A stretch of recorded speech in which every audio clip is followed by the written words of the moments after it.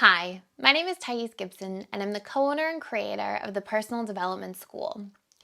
This is your daily breakthrough video, and in this video, I'm going to talk to you about if a dismissive avoidant attachment style individual gets lonely or experiences loneliness.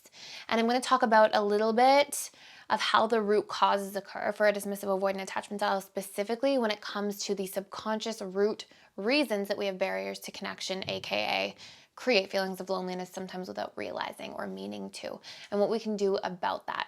So before I dive in, please like, share, and subscribe to this channel, and please know as well that we are doing a sale as well as scholarship offers for our community right now. So if you're interested in signing up, with you is the coupon code, all one word. I'll put a link in the description box below. That with you code is for all access membership pass, and so basically it's for the bundles, so 3 months, 6 months, 12 months, and it gives you access to all 30 plus courses, all 100 plus previous webinars, and ongoing live webinars where I answer questions for everybody live each week, and access to our beautiful, amazing community of really, really supportive, fantastic people. That huge thank you to anybody who's watching this. It's a part of it because I'm just always blown away by how amazing everybody is in there and how caring and just wonderful. Anyway, so let's talk about the dismissive avoidant and loneliness. So what we'll see is that, and what I've seen, okay, in my practice and working with people and working with a lot of dismissive avoidance and like really trying to get to the root of everything and ask so many questions over the years, is what I've noticed is that dismissive avoidants are actually experiencing feelings of loneliness that are repressed and that become less repressed and they become more consciously aware of when their fears of being dysregulated or unsafe are peeled back. That loneliness has been sitting there almost the entire time. So what does that mean? So what I often see is, and as we've talked about in sort of the previous parts of this video series, is that there are 5 subconscious root causes for loneliness. And these are disconnection from self. These are fear that we bring into relationships. And so maybe we avoid them, or we push people away early, or we only show parts of ourselves, whatever it might be. Shame, where we do that same thing. We can hide parts of ourselves. We can connect through a mask. We can exile or repress parts of our personality and not want to share them, which creates like the most fertile grounds for conditional love and feeling not fully loved without conditions, because that's what we're doing to ourselves and that's what we're bringing to the table. And then behavioral mechanisms from past hurts. So maybe we become cold, maybe we become suspicious, maybe we become critical when we feel bad, because that was our adaptation to move through past pain points that were unresolved for us in relationships or ways of connecting. And then obviously those things can push people away and keep people at an arm's length if we're not aware of them or if we're not in control of them. And then the last one being like competition, comparison-based mindset, which just actively creates a sense of separation between people. So here's what I find. Dismissive avoidants usually go through a really intense season or chapter of loneliness at some point in childhood. That's what created them or turned them into dismissive avoidant. Sometimes as well, somebody can become dismissive avoidant from being with a dismissive avoidant in a very long-term relationship like marriage for 20 years, let's say.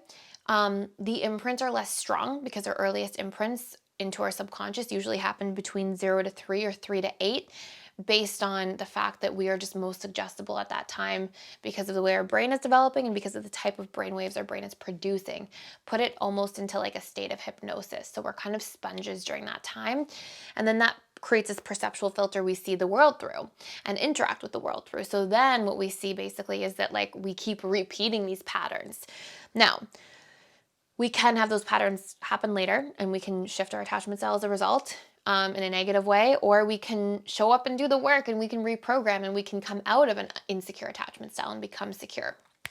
So for dismissive avoidance specifically, what I've seen so many times over is that they go through a really intense season of loneliness, maybe for a few years. Maybe like both parents are just working so much and they're so emotionally unavailable. Maybe a parent leaves and they're just kind of like alone with an unavailable parent or a dismissive parent, or maybe there are parents with just some health issues, mental emotional issues, and there's just like not room for this child to be emotionally nurtured. And as a result of that, they experience loneliness and they experience that desire and craving and yearning And eventually they build so many negative subconscious associations in relationship to that yearning that they go, it doesn't feel good to yearn. And they realize that if they repress the yearning and they try to imagine or tell themselves that they don't yearn, they don't miss, and they focus their energy on their sense of self or meeting their own needs or soothing themselves, that it creates relief. So then the desire for connection, they've built in negative associations around, and the desire for aloneness, they build in positive associations too. And yet, even though that happens, we all have a basic, more unconscious as opposed to subconsciously programmed need for attachment and connection. And so it's almost like that loneliness is just hiding more deeply, and there are other subconsciously programmed associations in competition with it to a certain degree. So it's not uncommon, for example, that we as human beings just have competing needs. For example, out of our 6 basic human needs, we have both certainty and novelty, where we need safety and knowing and order, but we also need exploration and change and stimulation. And so this is kind of their version. They can need attachment, need closeness, need to not be alone, but then also have some positive associations built in there and fear otherwise. So it's sort of like this push-pull dynamic in the psyche.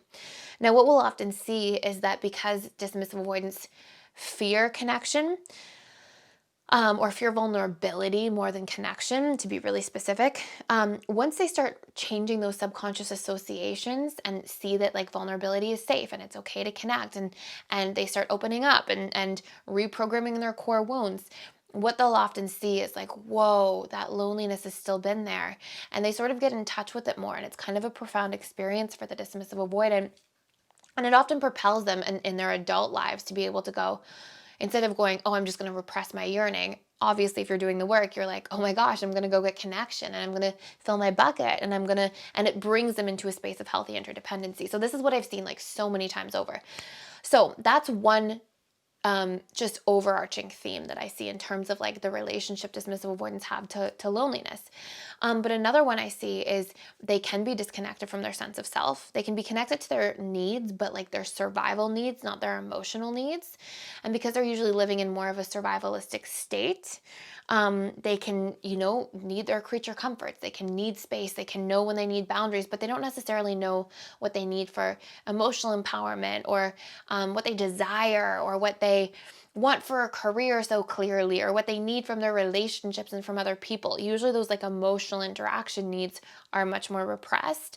And until that's cleaned up and touched on, then it can keep somebody in more of a dismissive avoidance state. And then also fears of vulnerability, fears of being unsafe. Obviously, those can create barriers of connection for the DA. And shame. Shame is probably the biggest one overall, or at least in competition there, in terms of what creates these invisible barriers to connection, which then can create feelings of loneliness. And so that shame is really about parts of themselves that they are shaming and thus repressing, and then going into relationships thinking I can only show these parts. And it makes relationships largely unfulfilling because it makes relationships come from a place of